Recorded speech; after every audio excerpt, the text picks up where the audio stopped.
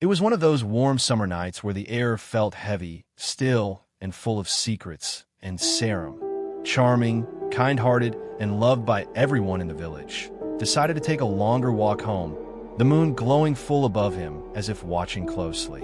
The stars hung silently, and the breeze barely moved the trees as he strolled past the old trail near the forest, unaware that he was stepping into something ancient and raw.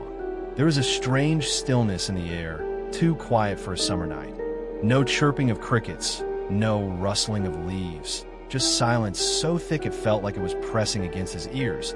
And then came the whisper, faint at first, like someone breathing his name from behind a curtain. Sarum. He froze, looked around, heart starting to pound, but there was nothing but trees and shadows, and though every instinct told him to turn back, he felt pulled forward, deeper into the woods, as the whisper came again, softer, sweeter, yet soaked with something cold and hollow. A soft white light glowed ahead, and through the trees he saw a clearing with a small pond, the surface still like glass and reflecting the moon too perfectly, almost unnaturally.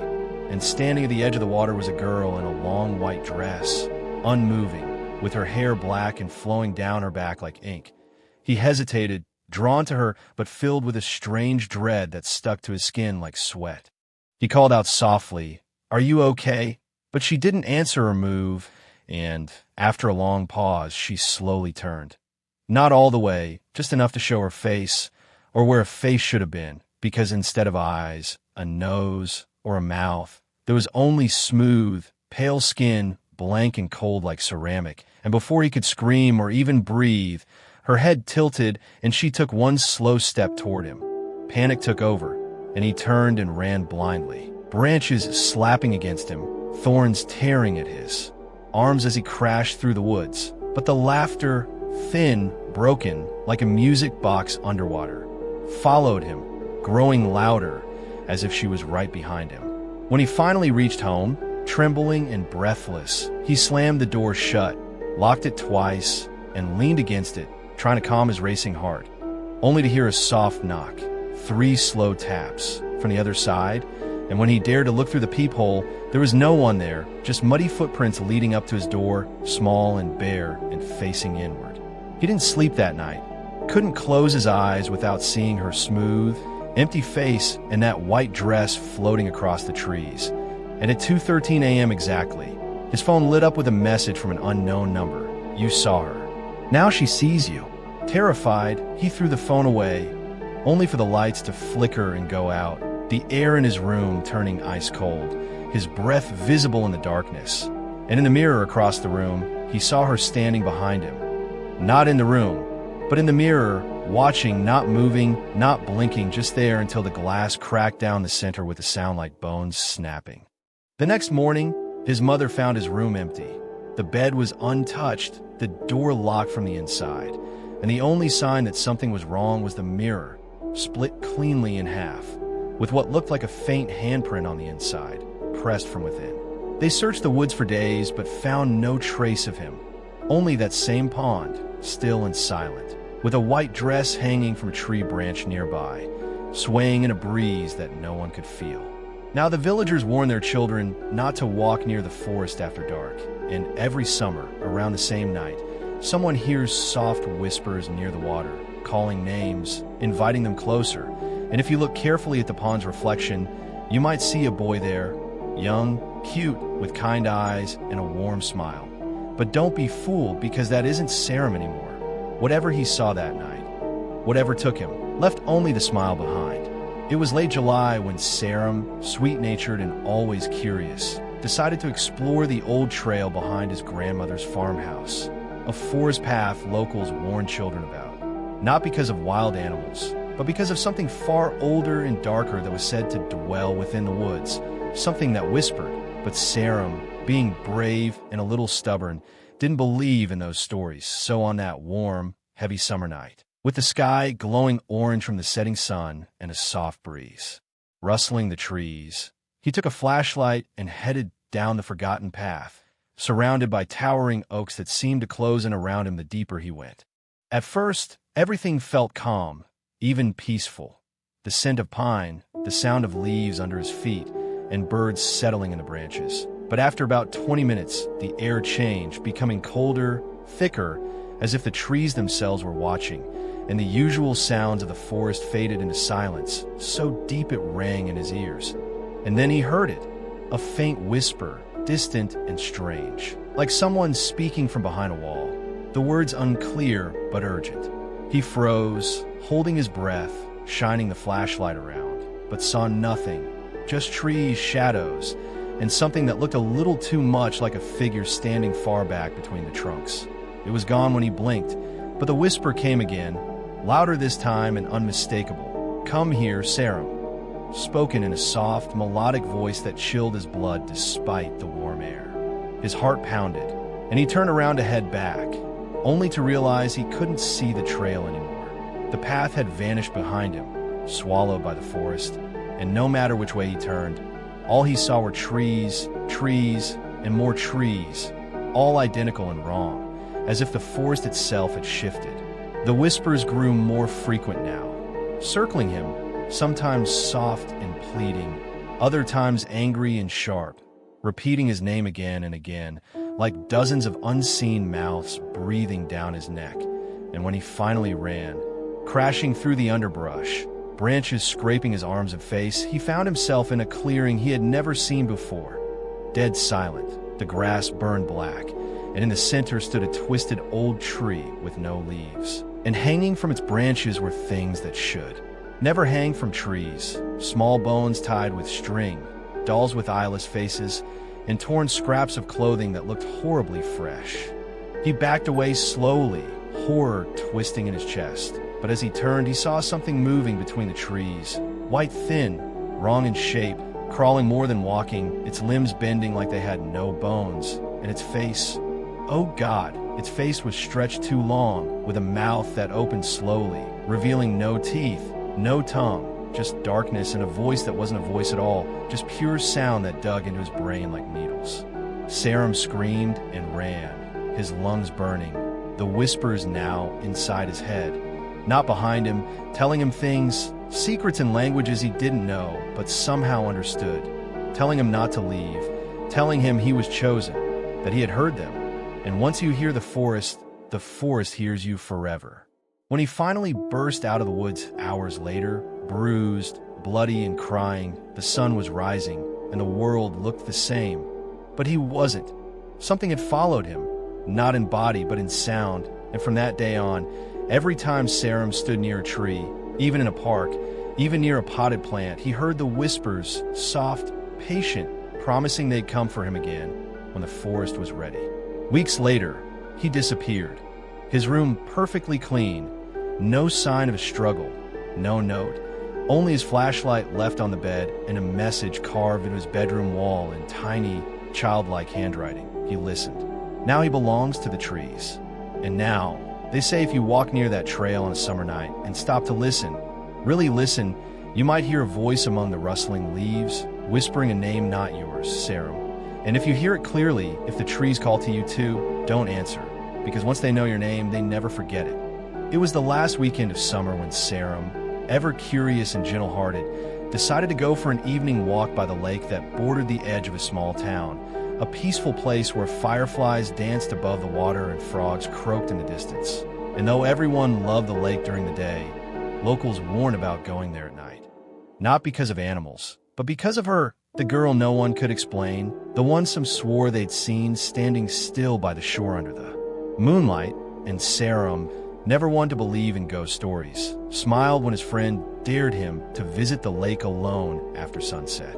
That night, with the sky turning dark blue and the warm breeze brushing against his face, he walked the narrow path lit by the moon's reflection on the rippling water, feeling calm at first, even inspired by the beauty of the quiet landscape, until he saw her. She stood at the far end of the lake, wearing a pale dress that moved slightly in the wind, her long black hair covering her face as she stared into the water without moving, not even to breathe, and something about her stillness, about the way the night seemed to pause around her, made Sarum freeze in his steps. He called out gently, "Are you okay?" But she didn't turn, didn't speak, didn't flinch, And though every part of him wanted to walk away, something deeper inside pulled him forward, like he had to help her, like he was meant to. As he stepped closer, the temperature dropped unnaturally, and the soft night sounds vanished, replaced by a ringing silence that wrapped around his head like pressure underwater. He was only a few feet away now, and still she hadn't moved. So he reached out a hand, whispering again, "Miss, are you?" And that's when she finally turned around. Her face was pale as death, eyes wide and hollow, with black tears streaking down her cheeks and lips stretched into a sad, unnatural smile that twitched as if it had been forced there long ago. And though her mouth didn't move, a voice entered his head, echoing inside like his own thoughts had been hijacked. "I waited for you." Frozen in terror, Sarum tried to step back, but his legs wouldn't move. The lake behind her began to churn, as if something massive was waking beneath the surface, and her feet began to sink into the ground. Not like she was falling, but like the earth itself was swallowing her slowly. Then her arms lifted in a jerking motion, and her fingers, thin and bone-like, reached for him. He turned and ran, not knowing if he was screaming or sobbing, just trying to get away, but the path behind him felt different now, like the trees had changed position, like he was running in circles, the lake always somehow ahead of him no matter which way he turned. When he finally stumbled out of the woods and back into town, shaking and muddy, it was nearly morning, and no one believed what he saw. They said he probably fell asleep by the water and dreamed it. But Sarum knew. The memory of her eyes haunted him in every reflection. In the water, the mirror, even the screen of his switched-off phone. And at exactly 2:13 a.m. every night, he would hear soft, dripping water near his window, even though it hadn't rained. Then the dreams began. The lake, the girl, and the voice whispering closer and closer each time, "Come back to me." After the third night, Sarum vanished. His house was locked from the inside, and nothing was touched except for the condensation on his bedroom mirror, where a single wet handprint was pressed against the glass, too small to be his. No one ever saw him again, but late at night, people walking near the lake have reported seeing a figure by the water. Sometimes a boy with gentle eyes, sometimes a girl with a crooked smile. And if you hear a voice in your head whispering your name, don't turn around, don't answer, and for God's sake, don't go to the edge because the girl at the lake doesn't want to be alone anymore, and neither does Sarum. It started as a normal summer evening, warm, quiet, and golden with the last rays of the setting sun, when Sarum, known for his soft heart and bright smile, found himself walking the edge of the old orchard near his cousin's house, a place that had always felt peaceful, even magical, with its rows of ancient trees and the sweet scent of ripened fruit hanging in the air. But tonight there was something strange, something wrong in the silence that settled as the sky turned from orange to deep blue. And for the first time, the orchard felt too quiet, too still, like something was holding its breath beneath the soil. Sarum had been trying to clear his head, but as he walked past the third row of trees, he heard a sound, light footsteps behind him, too close, too soft. And when he turned, no one was there, just the empty trail in the darkening woods, and though he tried to brush it off, a chill ran through his spine. He kept walking, a little faster now, and again the footsteps followed. Never louder, never rushing, but always exactly a few steps behind. And every time he stopped and turned around, he was met with silence, shadows, and the soft rustle of wind through leaves. But then something changed. The air grew thicker, like breathing underwater, and a low hum started in the distance, like electricity or a machine buried deep underground. And as he looked up, the sky flickered like a broken light bulb, stars blinking in and out as if someone were turning the night off and on again. That's when he saw it. Between the trees, just behind him, stood something tall, human-shaped but completely black. Not like shadow, but like emptiness, like it didn't belong in this world. And when it moved, it didn't walk. It glitched like a corrupted video frame skipping through time. Sarum didn't think. He ran. He ran so hard his lungs burned. Branches scratched at his arms. Roots tripped his feet. But he didn't stop because every time he looked back, that thing was closer. Not running, not flying, just jumping, skipping forward in impossible ways.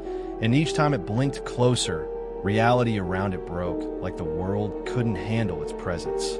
He screamed, but no sound came out. He reached the edge of the orchard and darted across the empty road, looking back one last time. And it was gone. Nothing. Just trees. Silence. His heart thudded in his chest like a war drum. He collapsed near the porch of an old abandoned shed, trying to breathe, to make sense of what had just happened. And for a second, he believed he'd imagined it, until the lights on the shed flickered, though no electricity ran there, and the hum returned, louder now, inside his skull. He stood, backing away slowly, and just as he turned to run back toward the main house, it was there, in front of him, inches from his face, no eyes, no features, just that formless, impossible blackness that seemed to absorb all light. And though it made no sound, he heard it inside. His name, again and again, spoken in hundreds of voices, some familiar, some ancient, all saying the same thing. You were never supposed to see us. Time bent. The world folded. For one horrible moment, he saw everything. Places that didn't exist, faces that had never lived, things that lived between seconds. And then everything went dark. When Sarum woke up, he was in his bed, as if nothing had happened, except his feet were still muddy, his arms scratched, and in the mirror across the room, something stood just over his shoulder before flickering out like static. After that night, Sarum was never the same. He barely spoke, barely smiled, and every night at exactly 3:03 a.m., he would jolt awake, gasping, eyes wide with terror, whispering, "It's still coming." No one believed him, not even when lights in his house began to flicker, or when strange symbols appeared on his bedroom wall in ink that faded by morning. Until one night, he was gone, vanished without a sound, without a trace, except for the scorched outline of a human figure burned into the wooden floor, and one word scratched violently into the glass of his window from the inside: "Run." And now they say that if you ever find yourself walking alone under a flickering sky, and the stars blink out just once, just for a second, don't turn around. Don't look. Just run. Because Sarum tried, and he almost made it, but some things aren't meant to be outrun. Some things are impossible. It had been 2 weeks since Sarum moved into the old house his family inherited from a distant uncle no one really remembered. A place tucked away on the edge of town with creaking floors, dusty windows, and an antique mirror in his bedroom that stretched from floor to ceiling. Heavy, cracked slightly at the top corner, yet strangely beautiful in a way that felt alive. And although the house was quiet during the day, at night, something changed. Shadows moved without light, floorboards creaked in slow, heavy patterns, and Sarum often caught glimpses of movement in the corner of his eye that vanished the moment he turned. At first, he thought it was just the stress of being alone, of adjusting to the strange old house. But then the mirror began to act wrong. He would catch flashes of things that weren't there, faces behind him when he was alone, brief images of rooms that didn't exist, and just once, he swore he saw himself asleep in bed, from the mirror's perspective, even though he was fully awake and standing right in front of it. One night, he placed a blanket over it, hoping to get some sleep. But when he woke the next morning, the blanket was folded neatly on the floor, and a single word was scrawled in the condensation on the glass: "Watch."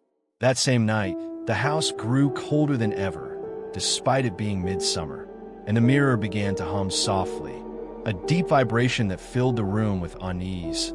Sarum tried to ignore it, but his reflection no longer moved with him perfectly. It lagged, slightly delayed, like a broken video feed, or worse, like it was watching him independently.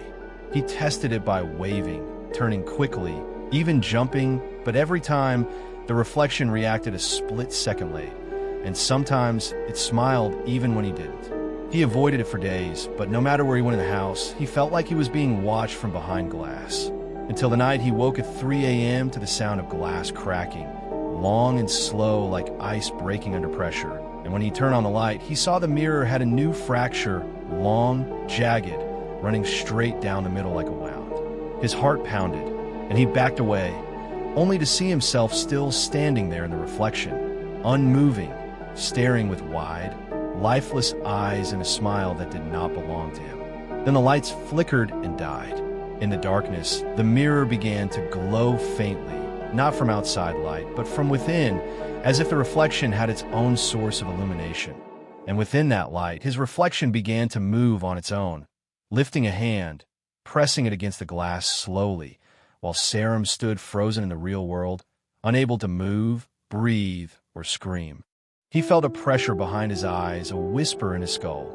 Not words, but intent, something calling him, drawing him toward the mirror. And when he finally blinked, the reflection was gone, but the glass was still glowing, and handprints, 5 long, thin fingers, were pressed against the inside. The next morning, Sarum's door was locked from within, and he wouldn't answer. When his cousin finally broke it down, the room was empty. The bed was untouched. The mirror stood uncovered, completely shattered from the inside out, but with no shards on the floor. Just a thin black mist slowly fading from its center. No one could explain it, and the house was eventually abandoned. But the mirror remained. And now they say that if you stand in front of it at midnight and say Sarum's name 3 times, you'll see him standing behind you, smiling in that same broken, wrong way, with cracked skin and hollow eyes. And if he reaches the glass before you look away, he won't pull you into the mirror. No, he'll pull the mirror into you. Ever since Sarum returned from the lake that night, mud-streaked, pale, eyes wide with something no one could understand. He hadn't slept, not even for a minute, and what began as a few restless nights quickly spiraled into a full-blown nightmare that only he could see. At first, his family thought it was stress or trauma for being lost in the woods, but the truth was darker. He wasn't just afraid to sleep, he couldn't, because every time he tried to close his eyes, she was waiting not in dreams, but in the space just before sleep, where the mind drifts and the body lets go. For hours, Sarum would sit in bed, eyes burning, body trembling, watching the corners of his room where shadows moved when they shouldn't, where cold air brushed his skin even in summer, and the whispering began, soft at first, like a breeze under the door, but always repeating the same thing. Don't sleep. If you sleep, you're mine. His bedroom mirror fogged up every night from the inside, though the window remained closed. And on the 3rd night, he saw a message written in dripping letters across the glass. Almost time. His phone would turn on by itself at exactly 2:13 a.m., showing static or blurry photos of his own room, taken from angles he never remembered, and once a recording played by itself, a low, distorted voice breathing out his name, Sarum, Sarum, in a tone so full of hunger and grief it made him sob without knowing why. He tried everything. Lights on, prayers, salt lines, even moving to the living room. But nothing stopped the feeling that something was creeping closer every night, not through doors, but through the walls of his reality, through the places where sleep opens cracks between this world and something far colder. His face turned pale, dark circles sinking under his eyes like bruises from some invisible hand, and he spoke less each day. But when his cousin finally begged him to sleep for his health, Sarum simply whispered, "She sits on my chest now. She counts my heartbeats backwards." On the 6th night, neighbors reported hearing screaming, not loud, but long, like it was being stretched, and then suddenly silenced. When his family broke in his room the next morning, they found it ice cold, though it was July, and Sarum was curled up in the corner. Not asleep, not awake, eyes open wide, lips moving soundlessly, staring at the ceiling where the shape of the girl in white was faintly burned into the plaster above his bed. Doctors said his body had shut down from exhaustion, but his mind was still somewhere else, locked in a state of endless waking.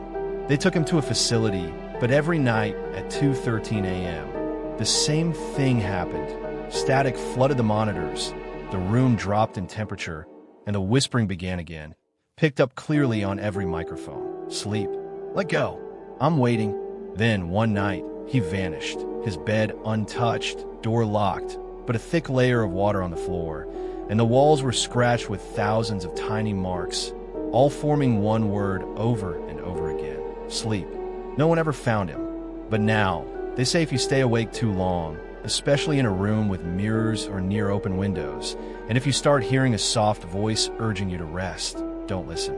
If you do, she'll sit beside your bed, count your breaths, And when you finally drift off, you won't wake up in your world again. You'll wake up in hers, where Sarum is still running, still trapped, still too afraid to close his eyes, because the sleepless haunting never ends. It didn't happen all at once. Sarum's disappearance began slowly, quietly, like a dream fading before dawn. First, it was little things. Friend forgetting he was part of a conversation, teachers overlooking him during roll call, his reflection in mirrors appearing just a second late or not at all. And though he still smiled that same sweet, gentle smile everyone loved, his eyes started holding a weight, a deep sadness, as if even he could feel himself slipping away from a world. He tried to laugh it off, blaming stress or lack of sleep. But when his shadow stopped appearing under streetlights and his voice stopped echoing back in empty hallways, panic began to settle deep in his bones like frost. The house he lived in grew colder each night, not in temperature, but in presence. Photos on the wall that once held his image became blank, the family portraits looking incomplete, and his phone's face recognition stopped recognizing him entirely. One night, he stood in front of the mirror for hours, watching as his reflection barely mimicked his movements, sometimes tilting his head before he did, sometimes smiling when he didn't. And when he reached out to touch the glass, the reflection didn't move at all. It just stared, eyes wide, almost pleading. He told his cousin, who laughed nervously, thinking it was a joke. But the next day, she found that all the voice notes he had sent her were mysteriously deleted, and her call logs didn't show any recent conversations with his number. The scariest part wasn't that Sarum was disappearing physically. It was that the world was forgetting he ever existed, and no matter how hard he tried to anchor himself, writing his name on walls, recording his voice, messaging people, taking selfies, everything would erase, fade, vanish as if reality itself was correcting some cosmic glitch. By the seventh night, he no longer cast a reflection at all.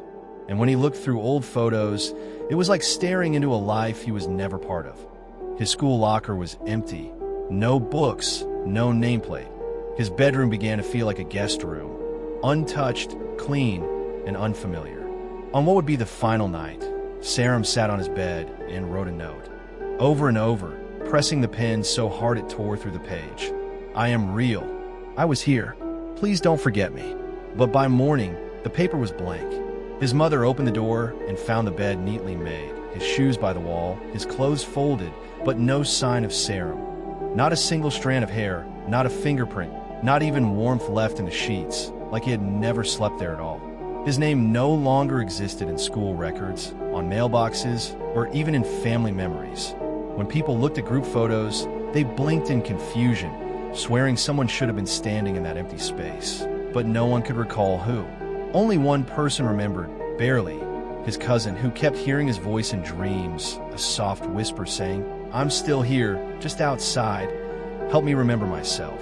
She swore she saw him once, standing across the street under a flickering streetlight, eyes hollow, mouth stitched shut, holding a notebook filled with empty pages that flapped in the wind, but when she blinked, he was gone. Now, they say that if you stare too long into a mirror at midnight, and the room around you starts to feel slightly thinner, lighter, as if air is being pulled through cracks you can't see, you might feel what Sarum felt.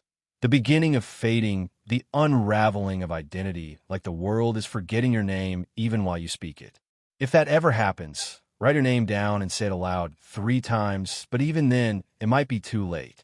Because some people don't die. They just disappear.